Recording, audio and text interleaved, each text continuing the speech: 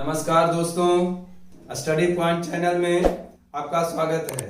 दोस्तों, आज हम लोग क्लास 10th की द्विघात बहुपद का ये इंट्रोडक्शन देखेंगे।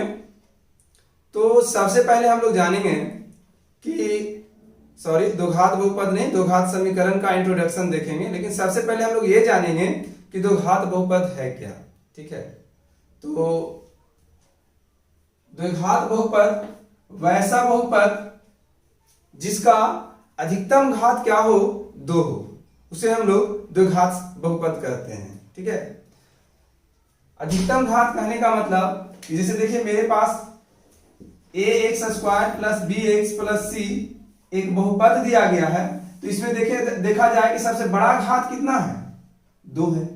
तो इस बहुपद को हम लोग कौन सा बहुपद कहेंगे, तो द्विघात बहुपद कहेंगे।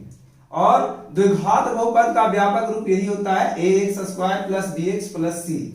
ठीक है ना। ये द्विघात बहुपद में जैसे एग्जांपल में हम लोग देख लेते हैं। एग्जांपल में आपका हो जाएगा, मान लेते हैं 3x² प्लस 4x प्लस 6। ये मेरे पास एक द्विघात बहुपद है। द्विघात बहुपद क्यों कहा, क्योंकि इसका घात जो है वो 2 है ना। तो जिसका अधिकतम घात 2 हो उसे द्विघात बहुपद कहते हैं।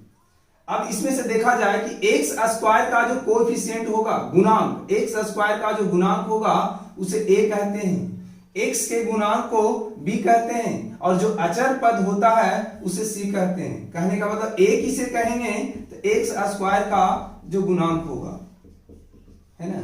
b क्या होता है, तो x का गुणांक,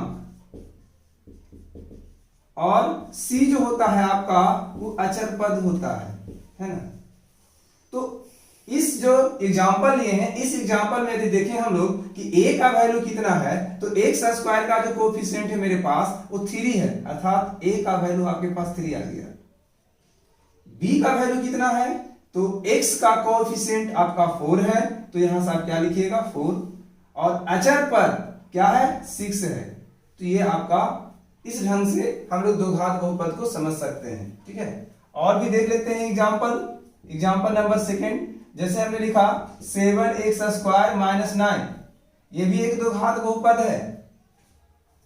और इसमें से यदि देखा जाए कि a का मान कितना है, b का मान कितना है, और c का मान कितना है, तो a का मान क्या होता है, x² का जो कोएफिशिएंट होता है, जो गुणांक होता है, वही आपका क्या कहलाता है, a कहलाता है। तो x² का गुणांक क्या है, 7, ये हो गया आपका 7। और देखिए इसमें x का गुणांक कुछ भी नहीं है, इसका मतलब क्या है कि b का वैल्यू जो है वो आपका 0 है, और अचर पद जो है आपका वो क्या है, -9 है, क्योंकि ये माइनस में दिया हुआ है। ठीक है, एक एग्जांपल और देख ले, x² 2x² minus 7x minus 6। इसमें से बोलिए x² का गुणांक, x का गुणांक और अचर पद। x² का गुणांक आपका 2 है, x का गुणांक -7 है, और c जो है वो अचर पद है। ठीक है, इस ढंग से हम लोग द्विघात बहुपद को समझ सकते हैं। द्विघात बहुपद का हम लोग व्यंजक देखते हैं।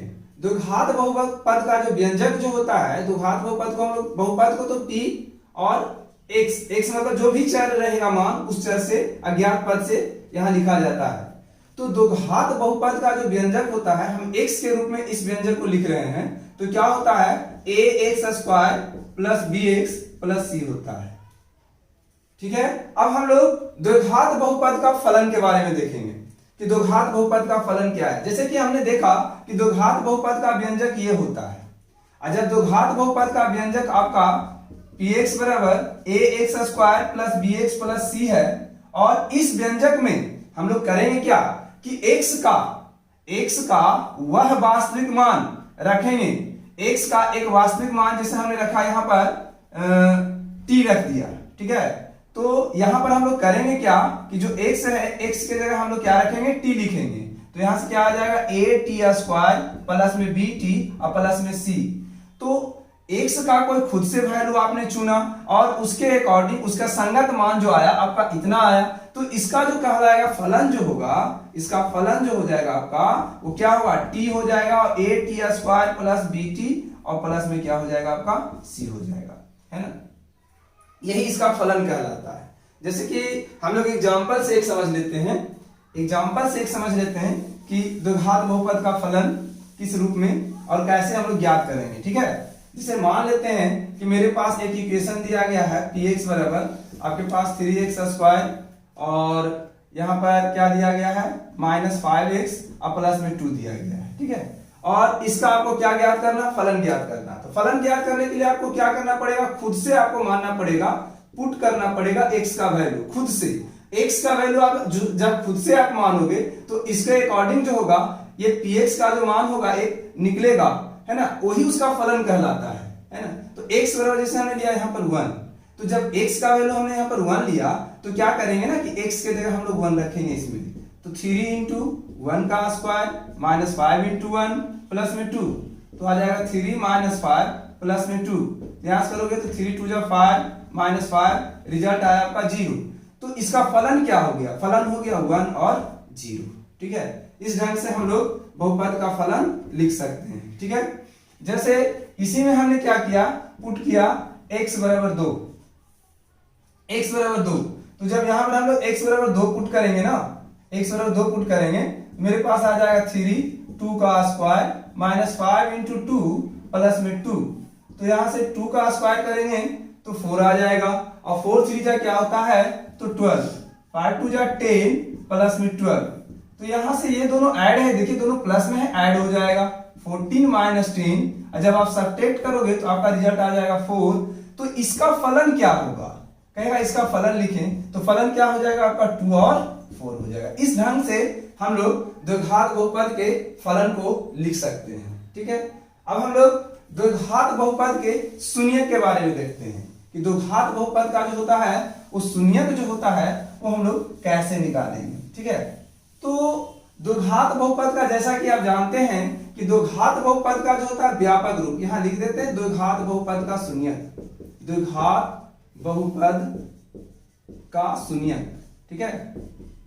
यदि जब आप द्विघात बहुपद की शून्यक की बात करेंगे तो आपको करना क्या पड़ेगा ना कि सबसे पहले आप जानते हैं कि द्विघात बहुपद का व्यापक रूप ax square plus bx plus c होता है और इसका आपको शून्यक निकालना है।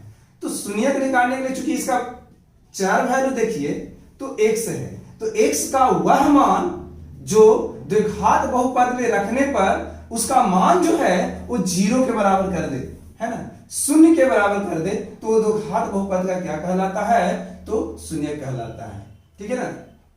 मतलब x का वैल्यू बहुपद में इंसर्ट करेंगे, इंसर्ट करने के बाद यदि रिजल्ट 0 आ जाए तो द्विघात बहुपद का शून्यक कहलाएगा, ठीक है। फॉर एग्जांपल के तौर पर यदि हम लोग देखते हैं, यहां पर एक पिछला एग्जांपल हम लोग रखे थे 3x square -5x, 3x square -5x plus 2। अब कह दिया आपके पास कि ये जो द्विघात बहुपद है इस द्विघात बहुपद का आप शून्यक लिखें, तो x का वैल्यू आप खुद से मान रखोगे और रखने के बाद यहां पर जो आएगा वैल्यू यदि 0 आ गया ना तो आपका द्विघात बहुपद का क्या कहलाएगा, शून्यक कहलाएगा। जैसे हमने x बराबर यहां पुट किया 1, तो जब पुट किया x बराबर 1 तो यहां से क्या करेंगे कि आपके पास रिजल्ट आएगा 3 इंटू 1 का स्क्वायर -5 इंटू 1 प्लस में 2, तो 3 -5 प्लस में 2, तो 2 3 कितना हो जाएगा 5 -5, रिजल्ट आया देखिए आपका 0। इसका मतलब क्या है कि x जो है x बराबर 1 वो बहुपद जो आपके पास दिया गया है 3x स्क्वायर -5x प्लस 2 का एक शून्यक है, एक शून्यक है ना। द्विघात समीकरण क्या है, द्विघात समीकरण किसे कहते हैं, तो कहा गया कि जब किसी द्विघात बहुपद को शून्य के साथ, किसी द्विघात बहुपद को जब शून्य के साथ समाकृत किया जाता है अर्थात इक्वेट किया जाता है, ठीक है, तो उसे हम लोग क्या कहते हैं, द्विघात बहुपद या द्विघात समीकरण कहते हैं, ठीक है। जब किसी द्विघात बहुपद को शून्य के साथ समाकृत किया जाता है, इक्वेट किया जाता है, तो उसे ही हम लोग क्या कहते हैं, द्विघात बहुपद का समीकरण कहते हैं। ठीक है, तो यहां पर देखा जाए, जैसे हम लोग पता था कि द्विघात बहुपद का व्यापक रूप जो है ax² plus bx plus c है, और हमने क्या कहा कि ये द्विघात बहुपद है, और इस द्विघात बहुपद को यदि शून्य के साथ समाकृत कर दो, समाकृत करने का मतलब होता है कि इक्वेट कर दो, समानता को दर्शा दो, अर्थात क्या होगा, ax² plus bx plus c, ये आपका द्विघात बहुपद है, और इसको समाकृत कर दो जीरो के साथ, तो ये क्या कहला जाएगा, आपका द्विघात समीकरण कहला जाएगा, है ना, द्विघात समीकरण हो जाएगा। साथ कहने का मतलब आप समझ गए होंगे कि द्विघात बहुपद को जब जीरो के साथ समाकृत किया जाता है तो वो आपका क्या कहलाता है, द्विघात बहुपद, ये द्विघात समीकरण कहलाता है। ठीक है, अब हम लोग देखते हैं द्विघात समीकरण का मानक रूप क्या होता है। तो मानक रूप यही कहलाता है द्विघात समीकरण का, ax² plus bx plus c बराबर 0 जो है वो द्विघात बहुपद का मानक रूप, या इसी को हम लोग क्या कहते हैं, व्यापक रूप, मानक या व्यापक रूप कहा जाता है। व्यापक रूप किसका, द्विघात समीकरण का, ax² plus bx plus c बराबर 0 जो है वो द्विघात बहुपद द्विघात समीकरण का मानक या व्यापक रूप कहलाता है। ठीक है, अब हम लोग द्विघात समीकरण का मानक या व्यापक रूप तो देख लिए, अब हम लोग को देखना है द्विघात बहुपद का जो होता है वो ये शून्य के बारे में, या इसी को हम लोग द्विघात बहुपद का मूल कहते हैं। जैसे कि द्विघात समीकरण में आपका शून्य हो जाएगा, लेकिन द्विघात समीकरण कहेगा तो वहां आपको कहेगा मूल ज्ञात करने के लिए, मूल समीकरण में कहेगा मूल ज्ञात करने के लिए, और बहुपद में कहेगा शून्य ज्ञात करने के लिए। जब भी आपको शून्य की बात करें, इसका मतलब आप समझ जाइए कि शून्य बोला है तो आपका द्विघात बहुपद की बात बोला या बहुपद में बोला गया है। ठीक है, और यदि मूल की बात बोला गया कि मूल ज्ञात करना है तो समीकरण में बोलेगा, है ना। तो हम लोग समीकरण में क्या कहते हैं ना कि यहां पर ax² plus bx plus c जो है आपका 0 है, और x का वह मान जो इसमें रखा और इसका वैल्यू 0 हो जाए तो वो क्या कहलाता है, द्विघात समीकरण का मूल कहलाता है। ठीक है, x का वह मान जो द्विघात समीकरण में रखने पर उसका वैल्यू भी 0 के बराबर हो जाता है, तो उसे हम लोग क्या कहते हैं, द्विघात बहुपद का मूल कहते हैं। ठीक है, या इसके बराबर जो भी दिया हुआ इसके बराबर हो जाए। ठीक है, फॉर एग्जांपल के तौर पर यदि हम मेरे पास दिया गया है 5x² माइनस 7x प्लस 2 बराबर में 0, जो कि क्या है, आपका एक द्विघात समीकरण है। ठीक है, और इस द्विघात समीकरण का आपको क्या लिखना है, तो मूल निकालना है। ठीक है, मूल निकालना है। तो मूल हम लोग कैसे निकालेंगे ना, तो इसमें क्या किया जाता है कि x का वैल्यू हम लोग पुट करेंगे, और x का वह मान जो इसमें रखा और रखने के बाद इधर का भी वैल्यू 0 और इधर का भी वैल्यू 0 हो जाए तो क्या कहलाता है, वो द्विघात बहुपद का द्विघात समीकरण का मूल कहलाता है। तो 5 × 1 का स्क्वायर 7 × 1 प्लस में 2 बराबर में 0, यहां से करेंगे तो 5 - 7 + 2 बराबर में 0, तो यहां से 7 - 7 इक्वल टू में 0। कहने का मतलब 7 में से 7 गया तो देखिए दोनों तरफ इक्वल हो गया, तो ये जो है x बराबर 1 ये द्विघात बहुपद का क्या समीकरण का क्या कहलाता है, मूल कहलाता है। ठीक है, अब बाबू यहां ध्यान दीजिएगा, क्योंकि ये द्विघात समीकरण है और इसका अधिकतम घात 2 होता है, इसलिए इसका मूल की जो संख्या होगा वो आपको 2 होगा।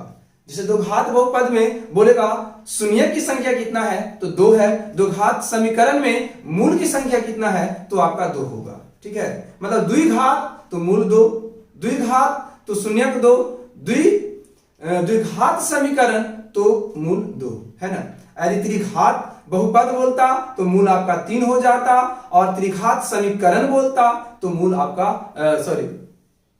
शून्य का आपका क्या हो जाता, समीकरण में बोलेगा तो आपका